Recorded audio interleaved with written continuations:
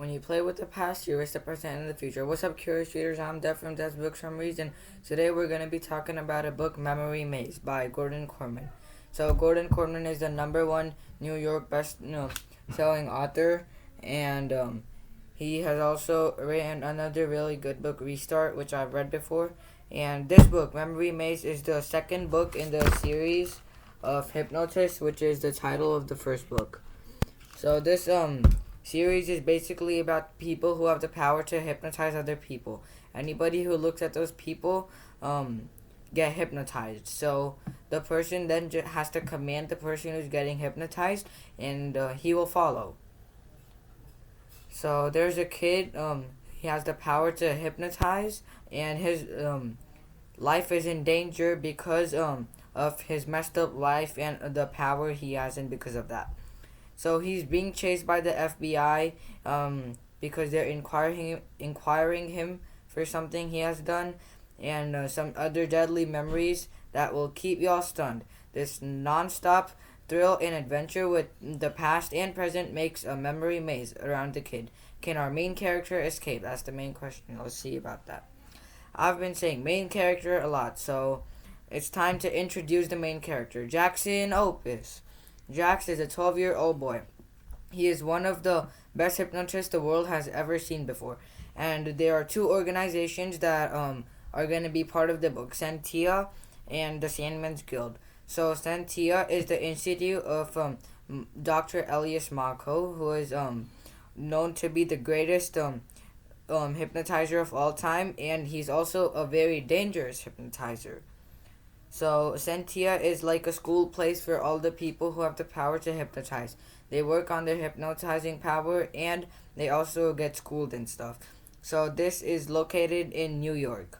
And Sandman's Guild is an organization in which people have meetings, and it's kind of like the Scouts.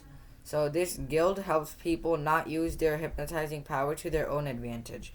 So, example, someone might use their power to get something they need by hypnotizing the person who's selling it or something. So this Sandman's Guild helps people build up that self-control to stop doing that. And we will be looking at Axel Braintree from this organization, and the FBI is also involved in the book. So now that we've talked about the intro to everything in the book, we're going to move on to the main plot. So the main plot is basically about the Jax and what happens in the book. So Jax right now is not happy because the power he has is ruining his life. So flashback about to a couple months ago, I'm gonna say. So Jax was living in New York, and he used to study at Sentia. One day Mako got mad at Jax for some reason and wanted Jax out of existence, like kill him and stuff. So to find that some reason, I will soon be uploading a video on the first book, Hypnotist, which has all the information about why Mako got mad and all that. So, Jax is not powerful enough yet to defeat Mako, so he had to go into hiding with his family. So they left with no trace of where they went or why. They hypnotized everyone, and the Sandman's Guild helped them escape because they also wanted to defeat Mako for things he had done. So they helped Jax to escape, and they hypnotized people who used to live in his community so they don't remember him. So Jax gets stronger every day, so he's going to be trading with Axel Braintree in his new house in Haywood, in Connecticut. So Haywood is basically the school he attends over there. I'm sorry. So he lives in Haywood right now, and Axel's Braintree's gonna be living with them. So Axel's gonna act like Jax's mentor to help him get powerful enough to defeat Mako. So over here, Jackson Opus is known as Jax Magnus, which is the cover name he is using. So the Opuses became the Magnuses, so their last name changed. And Axel Braintree from the Sandman's Guild, which I've mentioned a lot, is also the only person except from Jax who can beat Mako, but he's not going to try because he's getting old and his power is fading away.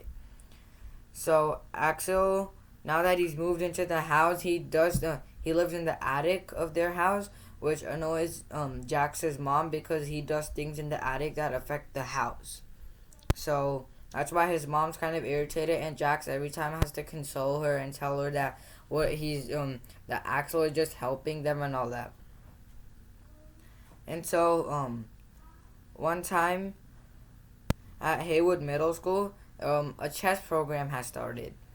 And before I forget, Jackson wears like sunglasses, actual sunglasses, so that no one sees directly into his eyes and gets hypnotized.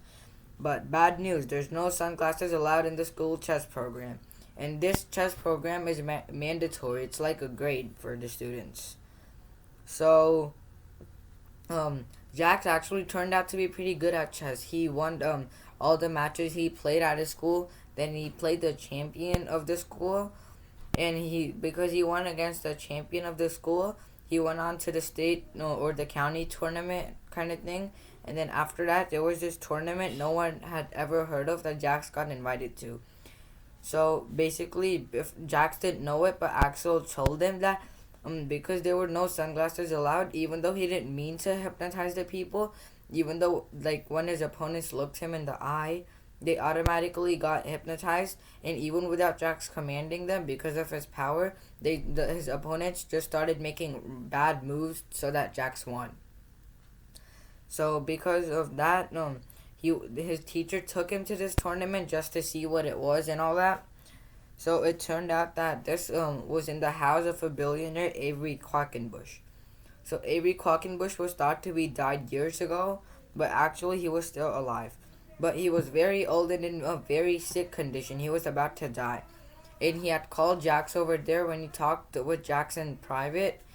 He told Jax that he knew he had the power to hypnotize people and all that. So he told Jax that he knew that, and he wanted Jax to hypnotize Avery every day and tell him to stay calm and relaxed, so that Avery relaxes and his research team figures out a cure for his disease, which the research team said is months away. But the doctor said that Avery doesn't have months no matter what. So Jax will still try to help because Avery made a deal that after the whole program was done, he would give him a bunch of $1 million to help Jax. And so that was the kind of trade deal they made.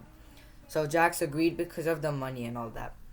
But because what he did was when he hypnotized Avery, he had to stay in the hypnotized link, because if he said just stay calm and got out of it, looked away, Avery would stay calm for like 5 minutes and then stop. So they didn't want that happening. So he had to like stay calm like every 5 minutes or so. And Jax had to keep him hypnotized for hours and hours every day after school. So because of this happening, Jax's mind mixed with Avery's mind, which is kind of weird, I think. But and then Jax started to see Avery's memories from like 90 years ago and something. So one time he saw a memory where he was in World War II, and he blew up a German bunker for the Allies. And one time he saw another thing where during the Great Depression, he and his brother Oscar Quackenbush, they went to go fishing so they could have a good meal for dinner. And another one where before the Great Depression, during Christmas, when Oscar broke Avery's Christmas present, and how Avery almost killed his own brother for that and all that. So I'm not gonna go into too much detail about that. So because of this happening, Jack started to have nightmares in his dreams that he had a brother and his parents were hiding it from him, and he didn't know everything about his life. So because of this haunting, one day after the billionaire died, the doctor told him that the billionaire died, and he gave Jax the check that the billionaire had promised. So after that, Jax made an excuse of going to the bank, but he actually went to the railroad station, and then he took a train to New York. So when he went to New York, he found Shantia, and he went to talk to Mako and about all that was happening with him, because he thought that Mako was behind all of this and maybe even he could help him, even though he didn't need help or want help from Mako. So he went there, and then Axel Braintree, that was the day, that afternoon, that the FBI came in because of something Jax had done in the first book. So the FBI came in because they found him, and then they would start questioning his parents. And Axel slipped out of the attic, went into the balcony, and he somehow got down without being noticed, and he drove away to go get Jax. But then when he went to the billionaire's house, the doctor told him that he went to the bank. And then he thought that the bank was not even where Jax would want to go, and he saw a railroad station nearby. So he thought that Jax might have gone into the railroad station, and he took a train to New York because he thought that's where he went, because that's where Sentia is and all the hypnotism stuff happens. And when he gets there, he finds a bunch of people and Mako arguing with Jax, and he also gets in there. And then he and Mako have a fight, and Jax knew that Axel would lose sometime or the other, and he somehow hypnotizes somebody else from there, and he helps Axel and himself escape. And on their way out, they find a bunch of people who are kidnapped from the Sandman's Guild, and they escape, and they help those people escape. Then they part ways, and Axel and Jax stay together, but the other people who Jax and Axel helped escape from the Sandman's Guild, those other people were parting ways, and they would meet sometime soon. So while this happened, Mako somehow he's chased behind them, and then he hypnotized a driver to get a car so he could chase faster, but then Jax also hypnotized a car driver. They actually hypnotized a truck driver to drive the truck for them. So they were in a truck. But then Mako acted way too soon, and he hypnotized a crane driver, and he made the crane driver drop a bunch of things on the truck. And to protect Jax from that, Axel jumped on top of Jax to protect him. But then after, when Jax came back into consciousness, because like when the whole thing dropped on him, he was obviously gonna fall unconscious. So when he came out of unconsciousness, he became conscious again. The FBI was standing there, and they had found him finally, but then they said that he should not worry because Mako was caught, and the one thing Jax was sad about, though, was that Axel died trying to save him. So that was really sad, and a bunch of things happened that day. And then FBI took him into military custody so he can improve his powers, and he also, improves his life. And over there he found his parents, so that was the whole ending of the book. Thanks for listening. And another sad thing kind of happened, like today or yesterday, if you want to say, because a tennis grand slam, which is like the four grand slams. One of them, the first one happened of the year. The first one of the year happened, the Australian Open, and in the finals, Dominic Thiem, a growing tennis star, 22-year-old, lost to Novak Djokovic in the finals. I really wanted him to win, but he lost to one of the all-time greats, Novak Djokovic. So I'm happy for Djokovic, but sad for Thiem.